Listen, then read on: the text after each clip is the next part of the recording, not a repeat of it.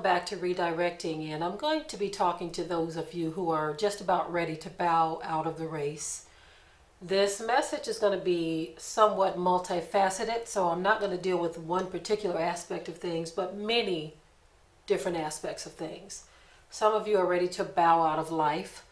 Some of you are ready to bow out of your belief or your faith or whatever it is.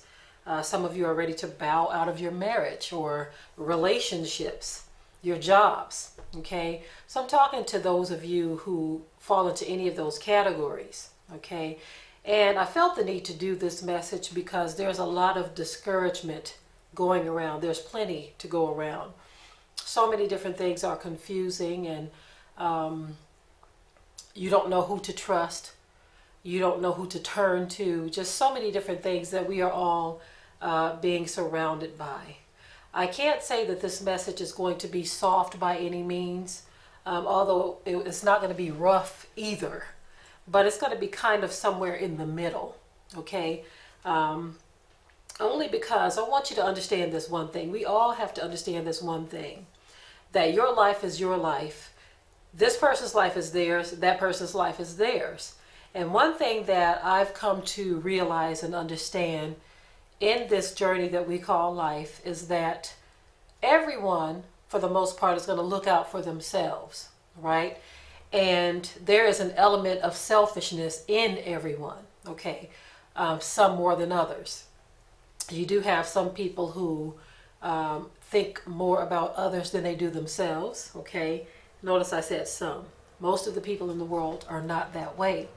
And so this is why I'm having such a discussion, because most people in the world do not care about what you're going through. They don't care how you are affected by things that they do or things that they say. And so therefore, I want to encourage you, don't bow out of life or out of your faith or out of your marriage or whatever it is based on discouragements or things that can be fixed, okay? Now, I know it's easier said than done for some situations. In some cases, in marriage, you definitely have to bow out depending on what you're going through. In some cases, your job, you may have to bow out. But I want you to pause before you just do that. I want you to pause and think about each situation, whatever it is you're thinking about bowing out on.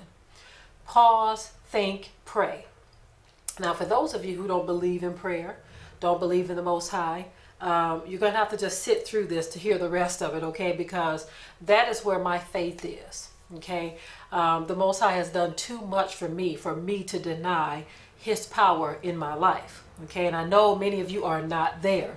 You tell me all the time, you need to drop that Bible stuff, Deborah. Yeah, I like listening to your channel, but you need to leave that stuff alone. Just hear me out, okay? All of it is not going to be about the Bible. I'm talking to those who are trying to bow out. You are fed up, you are tired, you are just weary, and you've just grown so very frustrated with your life or something that you are going through in your life that you just want to bow out. Guess what? I've been there before. Many of us have. Many of us have been to that point where we want to bow out. For some of us, we need a certain type of encouragement. Some of us need a shoulder that we can just cry on. Someone's chest you can just bury your head in. You see, some of you need your mom, some of you need your dad or your sister or your brother. You just need someone, some shoulder to cry on, someone to embrace you. For others, you need a swift kick. And what I mean by that is through those swift kicks that sometimes you have other individuals who say, you know what, I thank you for that tough love that you just laid out on me. Now I'm up and ready to run again, right? Some people can't deal with the pity, okay? They can't deal with all of that because they will sulk down into that. That's where they will remain. Some people will need a swift kick, meaning you have to get back up on the saddle and keep it moving, right? And so I'm just going to say this. For me, I've needed both of those in my life. I've needed a swift kick at times, and sometimes I have needed that shoulder to cry on. I guess it depends on the situation. Now, I want to deal with those of you who are ready to just give up on your faith, okay? Because there are so many doctrines just swirling around. So many doctrines that are out here that with all these doctrines come confusion. And so some of you say, you know what, instead of trying to sort through all of this nonsense, how about I just lay it all to the side and don't believe in anything? Now, I've seen that particular scenario played out. I've seen where people have said, I don't want to deal with this anymore. I don't want to process it anymore. It's just too much information. This person saying this, that person saying that. I'm kind of on the fence about it all. Don't want to veer off to the right. Don't want to veer off to the left. So I tell you what, I just won't do anything. Some people have that type of bow out or give up mentality, to where they just say, I don't want to believe in anything. I'm just going to live my life without any belief. They're not necessarily ready to become an atheist or an agnostic or anything like that, but they just don't want to believe in anything. And so they don't focus on anything. They just live their lives, right? That's not a good place to be either, you see.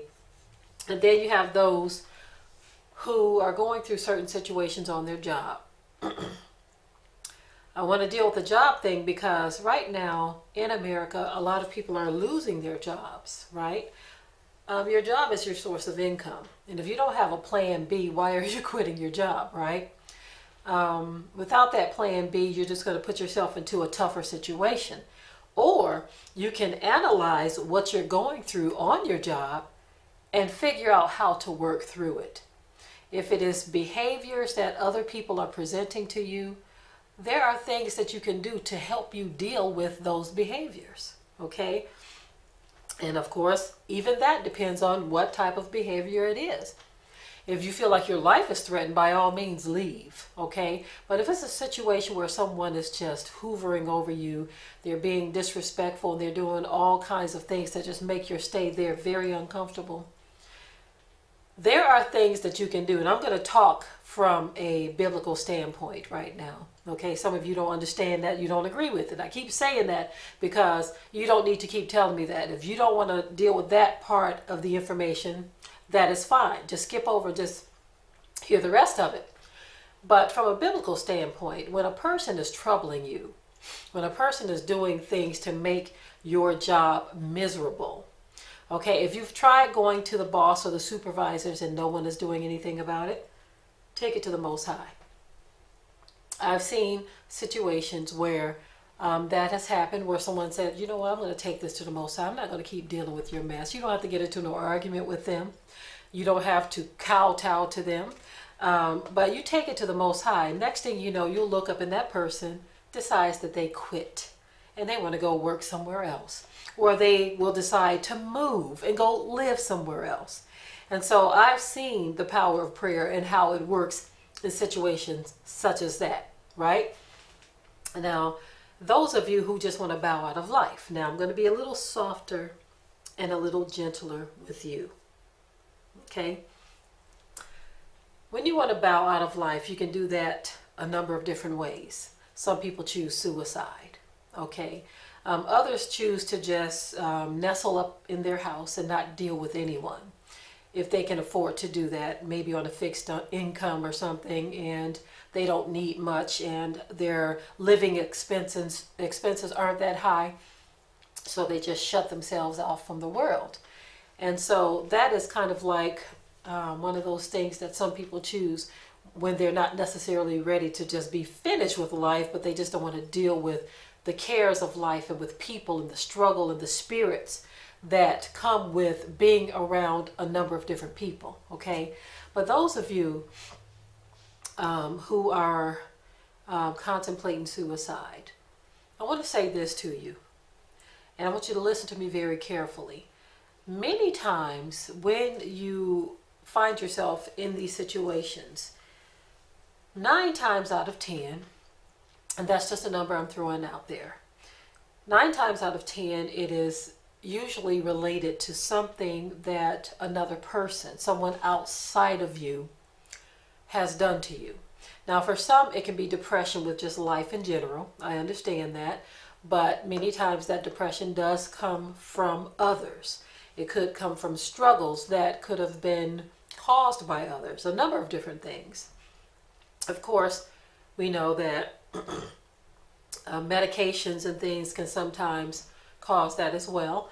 But for a lot of people, suicide is usually mistreatment by others, abuse.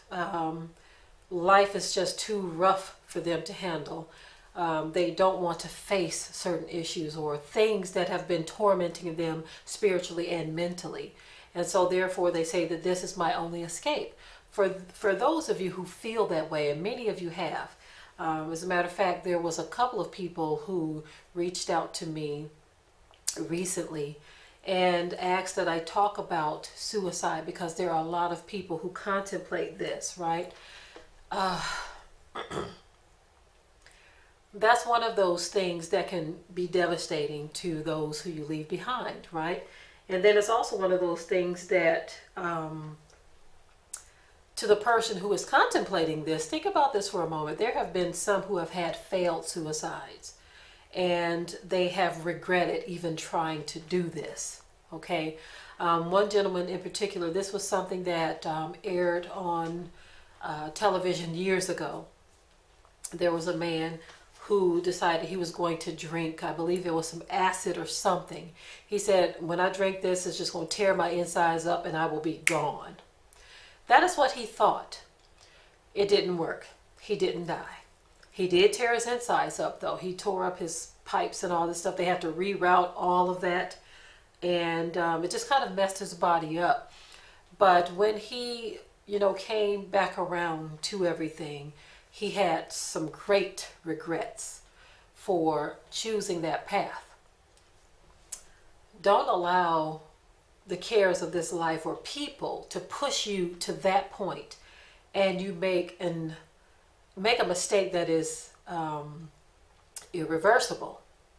One thing I want you to know about people, and understand this: many times when people set out to hurt you in whatever way it is that they are trying to hurt you, when they say things, when they do things, when they torment you, they taunt you, they tease you, they lie on you, they cheat on you, they steal from you, whatever it is that has pushed you to that point. One thing I want you to understand is most of the time, these people, they sleep well at night. Most of the time, they go off and they get right back into their life as if you were a non-issue to them, even after you have passed on. Now, the ones that are left hurting are the ones that love you, right? But usually the person who has caused you to get to that point of wanting to do this, they just go on about their business. So why give them that satisfaction? Why give a person like that the satisfaction of knowing that, yes, I finally pushed the right button and now I don't have to deal with this person anymore? Why are you trying to please the person or the people that are hurting you? Now, again, I'm talking to those of you who feel this way based on the mistreatment of others, okay? Now, those of you who cannot deal with the cares of this life, we have to understand that in this world, we will have tribulation, many of us. A lot of this was prophesied. You have to look at your life and determine why am I in this place, okay? And it's a very tricky thing because not everyone is willing to help you out of the place that you're in. And then not everyone is willing to examine their own selves to see if they are the reasons why they are in the place that they are in. Let me give you a short testimony on that. We had met a fella who was what they call down on his luck. I don't believe in luck, but that's what they call it. He found himself homeless. Now, he's a big fella, big black fella.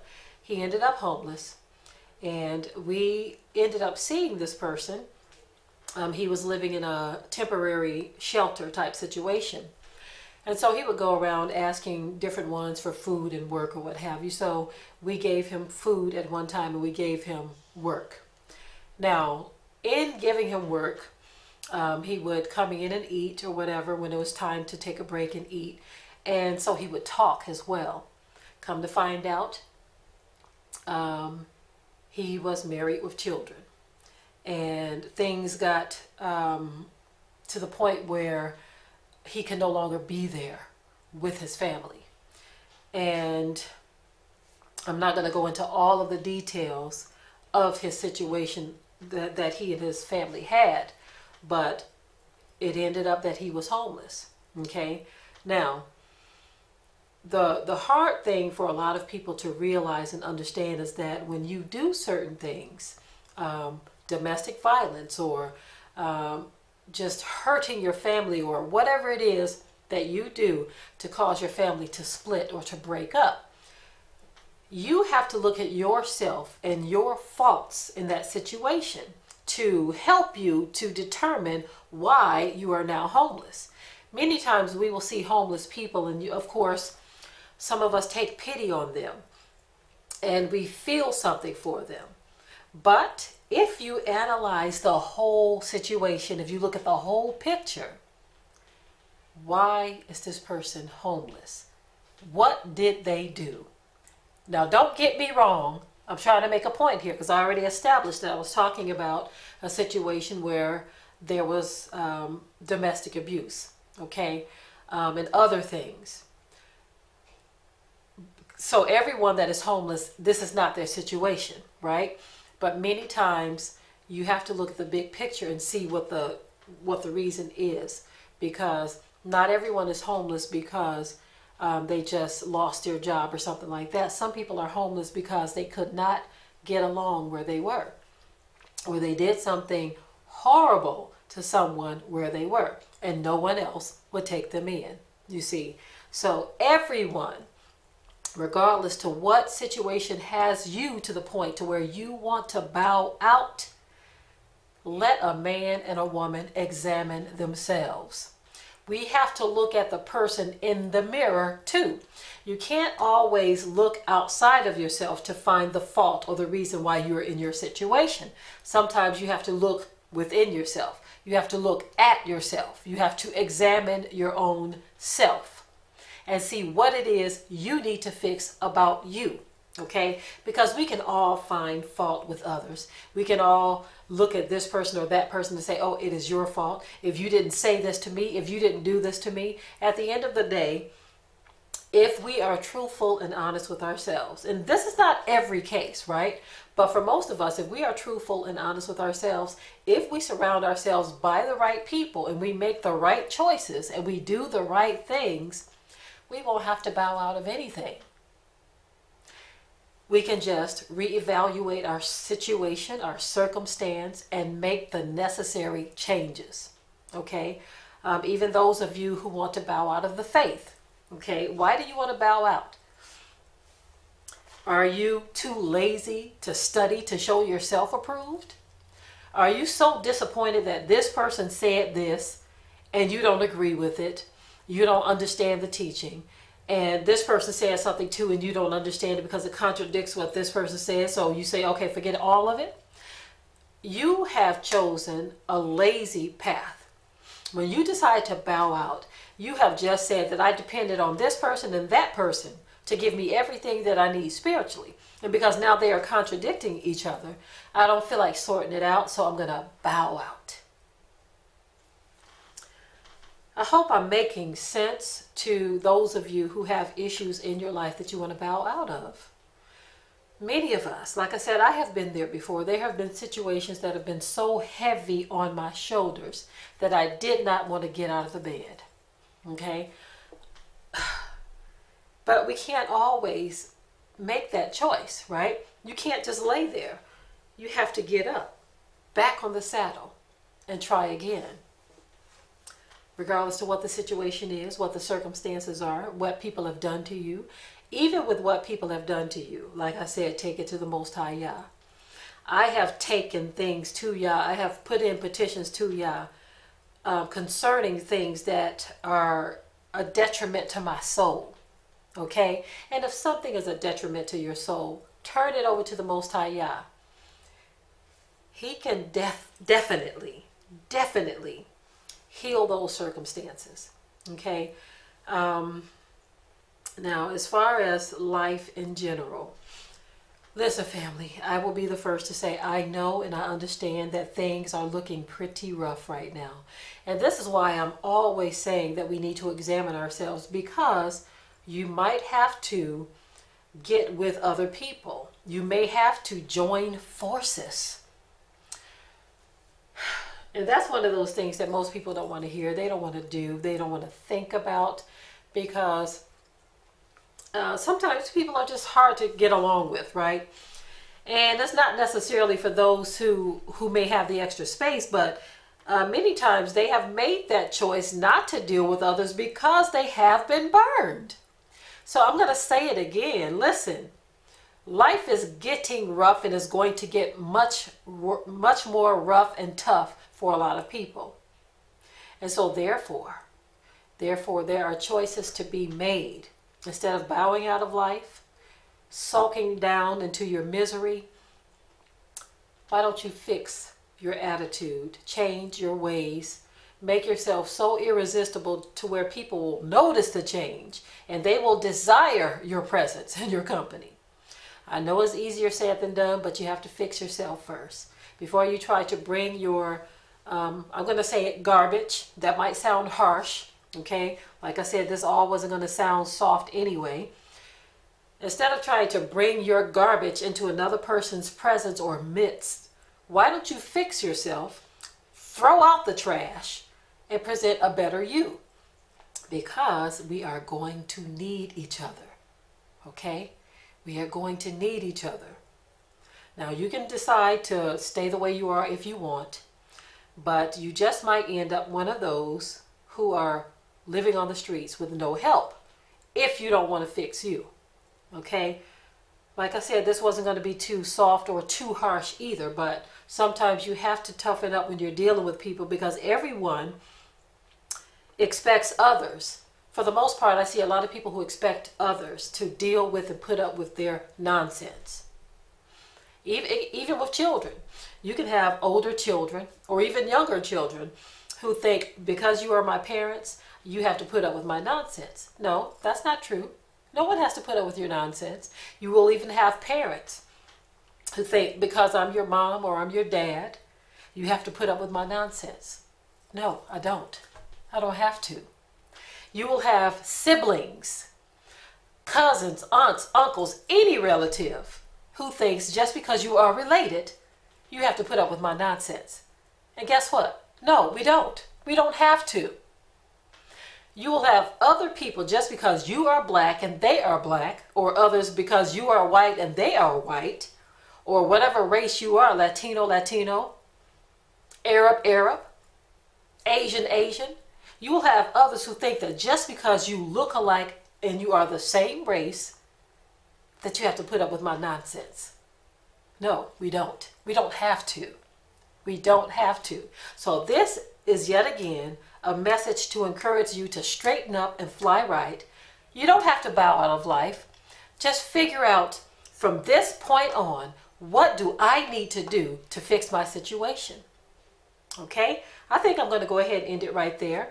I hope I didn't sound too harsh, but I wasn't trying to sound too soft, because at some point you got to forget about giving up and you got to forge ahead. You have to press forward towards the mark for the prize of the high calling.